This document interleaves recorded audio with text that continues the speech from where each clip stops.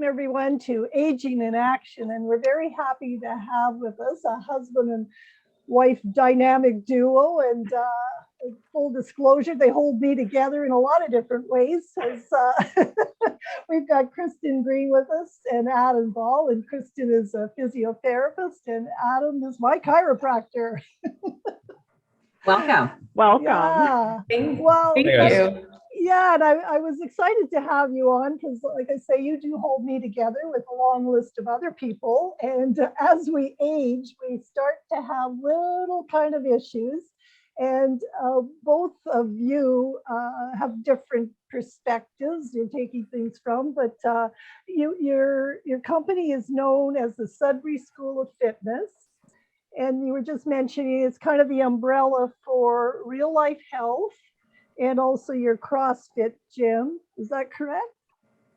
Yes. Yeah. CrossFit Sudbury and real life health, with real life health being our kind of clinical services, and then CrossFit Sudbury being the gym, although there does end up being a lot of overlap. Yeah, for sure. Well, I know, like I see you on a regular basis, Adam, every month. And then when I have a special situation where, like at Christmas, when I couldn't walk, I come to see Kristin and she puts me back together again with acupuncture and ultrasound. And so you both have two health disciplines. Maybe explain a little bit about what you do. You can go ahead. I told Adam I was going to try not to speak over top of him too much. Husband, wife, right? Yeah.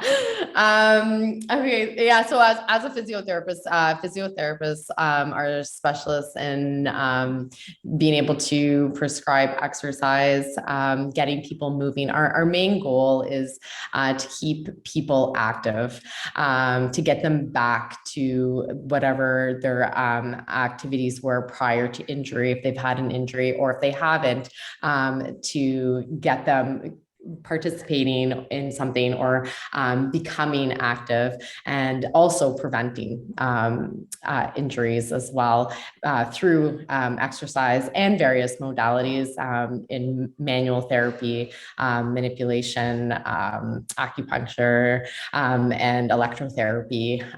But our main focus, and one of the things that I just love, is exercise therapy, and getting people active in the clinic and making sure they stay active and accountable to doing their exercises, so that they can use it in everyday life and get back to function. That's mine. Yeah. So with chiropractic and physio, there's a lot of overlap as far as scope goes, but I kind of like echo a lot of the same things, where my goal is generally to help improve people's function, by also addressing their structure. But that's often not enough to just provide people with a functional, pain-free body. They need to actually use it.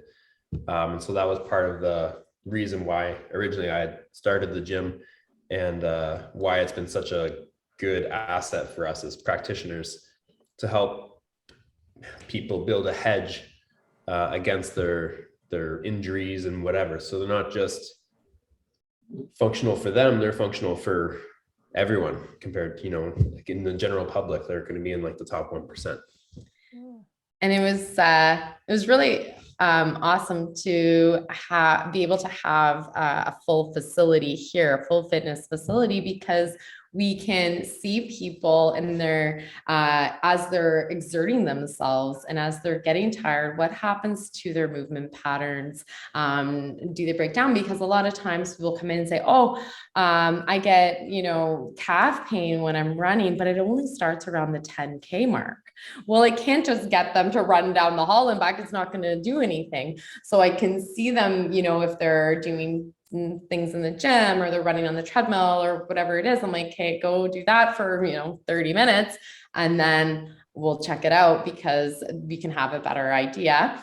And then also I can ensure that they are doing the things that we've asked them to do by seeing them in the gym. So it was really great to bring together our vision of taking people from that sickness to wellness to fitness paradigm, so that they can, if they're as fit or as healthy as they can be, and then they get injured or they get sick, then they just fall back slightly along that spectrum, and then can move back forward.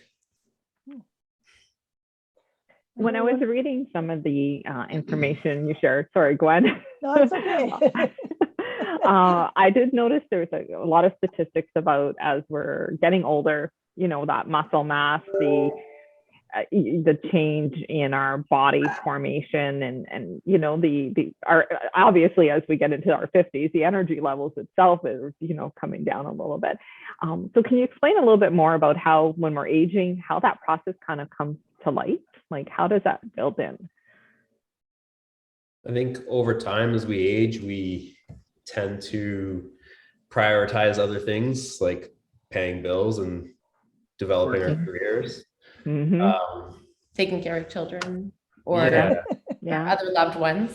Versus when you watch a child playing, like how frequently do they run as hard as they can possibly run from one activity to the next? And like, when was the last time you ran as hard as you could? Like every day. Yeah. Good. You got the blue running shoes every day. Perfect. Then you're doing a great job. But yeah, I understand what you're saying. Yeah, and over that time, as we don't challenge our bodies as much as we used to, we slowly typically lose muscle mass. Is there a point, an age, where we need to really start thinking about that, staying well and strong as we're getting into the 50s, 60s, 70s, 80s? Like, I think a lot of us take it for granted.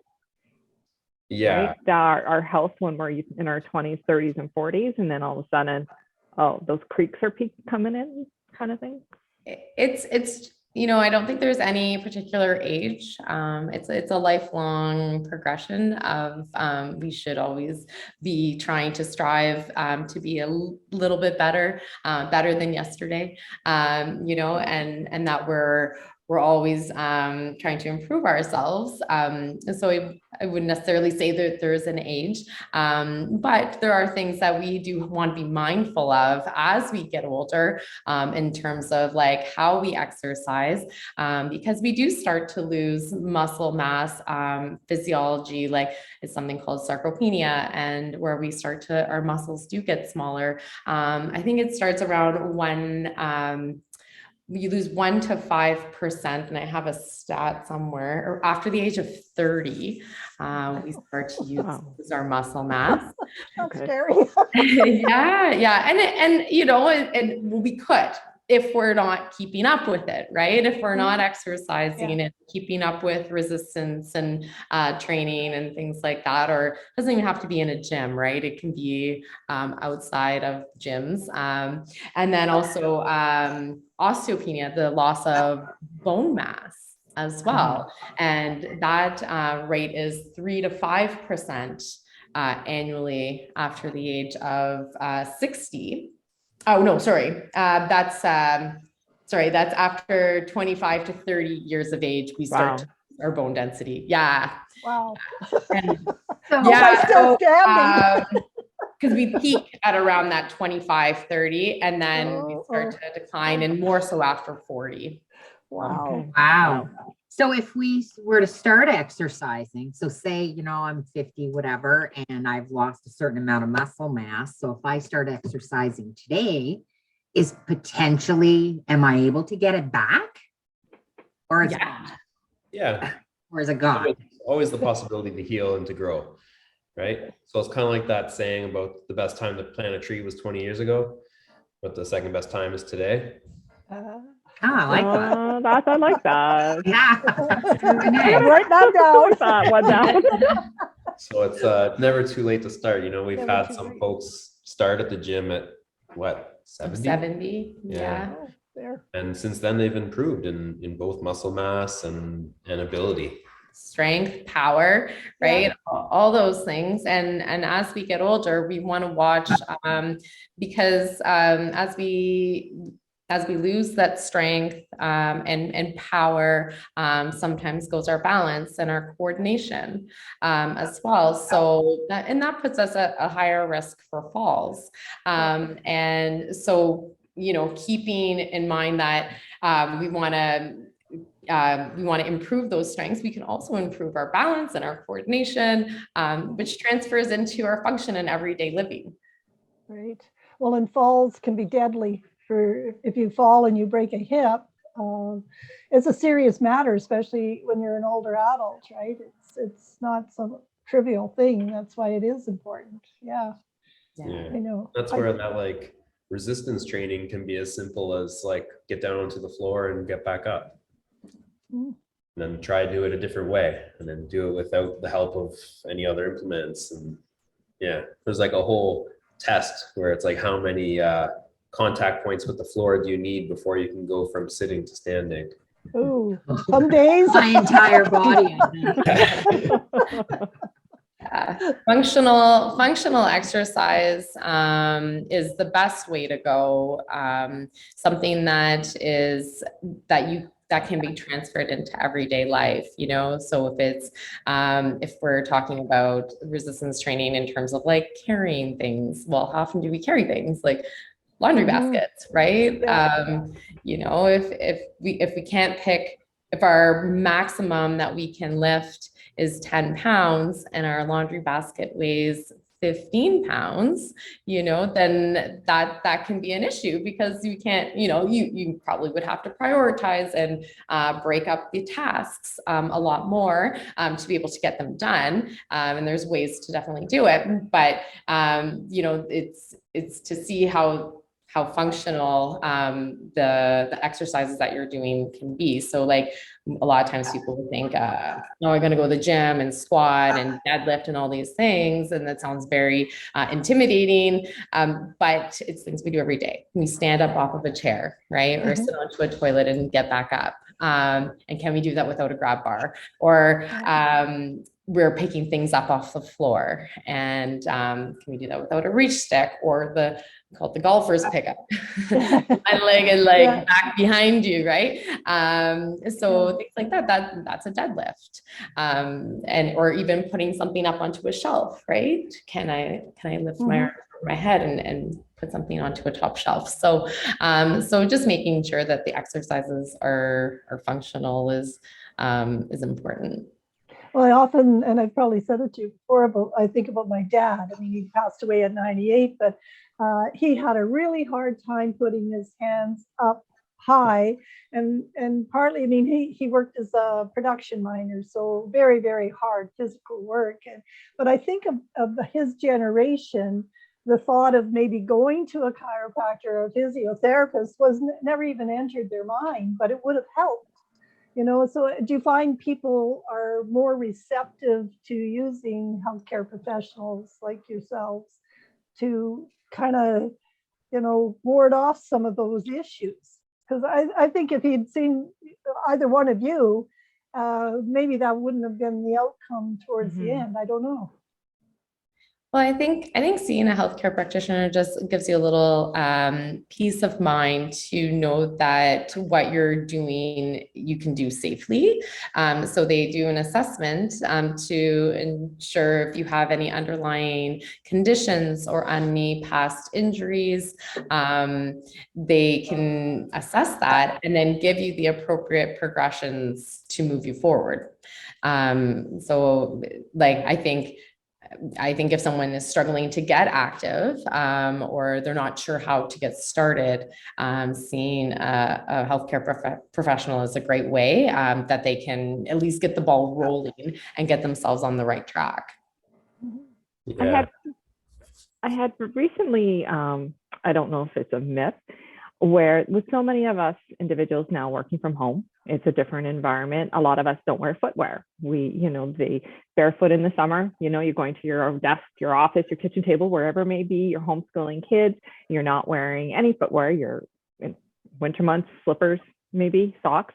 Pajama bottoms. Yeah, and I was reading in an article about 6 months ago that we should be wearing footwear, even running shoes. So I started wearing running shoes in the home about 8 months ago, just to see. And I noticed a big difference. So is it true that we should be even wearing footwear just for our posture, our overall health, flexibility, muscle mass? Is there actual fact to support that? I don't know. I think you might get some more information from like a chiropodist or podiatrist about that type of thing, but you should be able to walk pain-free barefoot. But I imagine because those would be hours that you would have shoes on. So the transition to going from wearing shoes 8 hours a day and whenever you walk the hall, whatever it is, to being barefoot all the time is similar to like the transition to, I know some folks when winter transitions to spring and folks start wearing flip-flops again, sometimes they show up with like some plantar fasciitis or Achilles tendonitis, that kind of thing. Yep. Same thing with when they transition to even like folks who transition to new boots, like new steel-toed boots that they haven't had before. They can experience a sort of a transitional issue. And so it's your foot adapting to change, very likely, which it should be able to. Yeah. I guess it would be the same then, Adam, as sitting, right? If you're sitting at a desk all day, or your kids are homeschooling, or your family, you're not getting up, walking to your vehicle as much. You're not getting out to do stairs, things of those nature. So I think it would fall into trying to support your body the best way possible, standing at your desk instead of sitting all day long, right? Yeah, posture and alignment has been huge, and at home, like ergonomics. Yeah. So being able to correctly set up your desk at home has been something that we've seen a lot in the clinic, especially due to like neck pain, headaches, arm pain, and tingling, like carpal tunnel type of stuff. With the transition from at home work. There's a lot, and like I never actually thought about the shoe one, but that would be definitely something else. Yeah, then you go to leave your home for the first time in 6 weeks or something. You go to put on shoes, like, how do I do this again, right? But those are things I noticed a big transition from leaving my home every day to go to work versus now being at home. And those are some of the things. And that's one of the reasons I started running constantly, was I wasn't getting that physical activity. I wasn't no longer doing stairs. I wasn't getting in and out of my vehicle. Like, you think of all those little components of day-to-day activities that you don't do as much day-to-day when you get out of one room and go to another room to work. It's true. Even doing your hair, like all those little pieces, right? They're muscles they're using. Don't laugh at me, Gwen.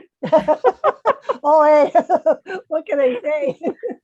But I do remember years ago where I did sit and work at a desk for hours on end.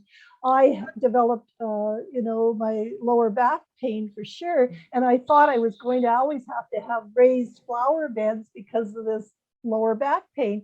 But when my job changed and I was getting in and out and moving about more, that pain went away. So I think of all the people that end up, with serious back issues, and a lot of it is from sitting. Yeah. Exercise is medicine. Yeah, it's true. I have a question for you, Adam. So you have the gym, and I know we've been going through COVID and now everything's been opening and closing and opening. So were you able to, are there programs out there where because people are working from home and that right now, do you have virtual classes for your fitness? Such a thing? Yeah, we did for a large majority of the pandemic thus far. And now at this point, we had like live classes, which worked well for some folks. And so that was nice to see folks continue to stay fit while they're at home. And now we also provide it's kind of like an at-home. It walks you through the workout through an app. So it'll tell you what you're doing today.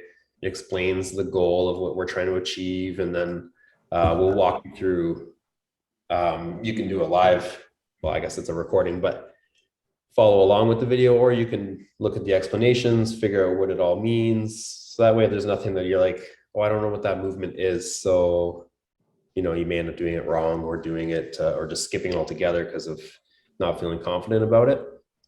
There's explanatory videos that help explain everything and provide people with what they need to be able to get stuff done at home when they can't make it in. But luckily we've been able to reopen, I think, for a month or so now. And I mean, for majority of our members, at least, and the folks we've been working with are happy to have somewhere to go physically again. Some to just get out of the house, and some because that accountability you get with the community helps.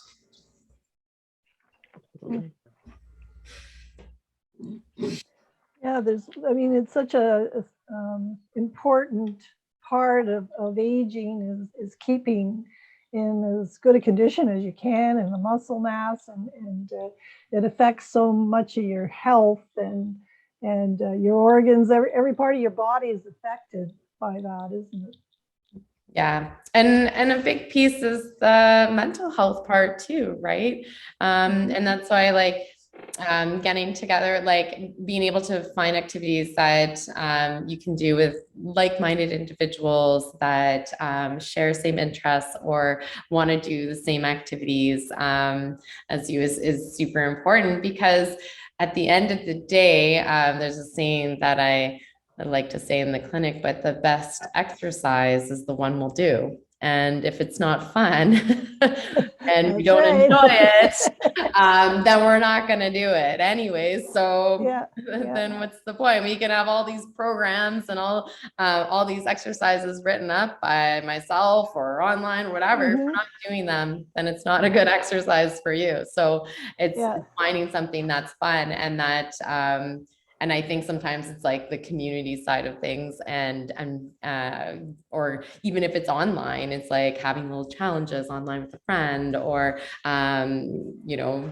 doing something where you're having to interact with some other people. It helps to motivate a little bit more. And I think as we age also, it's harder to get outside and exercise, right? Having a safe space that they can go to, or we can go to, in a community environment is really encouraging. And then you also have that support stream, right? Someone to, like you say, to do it and help you get there on those last minutes or whatever it might be. It'll be like, I can't do one more rep. Yes, you can. You know, having that moral support, I think, is important too. So it's nice to see that, you know, you're back and open for business and having that participation within the community. Thanks. We're enjoying it. We're having lots of fun. Yeah. And where are you located for all of our listeners to know? We're at 95 Pacific Avenue. We're Unit 4. In case anybody doesn't know. Yeah, just off Lord Street by the large Tim Hortons and the Beacon Bird and that type of stuff. Yeah. So you got to bypass Tim Hortons to get to you. Yeah. True challenge. Don't stop at go. Keep going. We're coming around to the last minute of today's taping, and it's been really enjoying having you both here and sharing some of the best practices. Is there anything else you would like to share before we end today's taping? I think it's important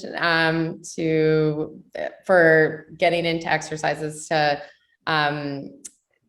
just take a step, and it just could be one little thing that you do that gets you to that next step. And it doesn't have to be a large amount, like a little bit of activity goes a long way. And it's just starting with something is better than nothing. Yeah. Seth Godin, the author, has a rule for himself that he'll do one push-up every night before bed. And so that's how he gauges success. Because he says if he's had a great day and he gets down for his one push-up, he thinks, wow, I feel pretty good. Maybe I'll do 10, 20. But if he's had a crappy day, then he might say, well, one is good enough and I'm still successful. So it's kind of Still did that. I think I'm going to try that. Yeah, Well, thank you both for joining us today. If anything we've learned is we're never too old to start.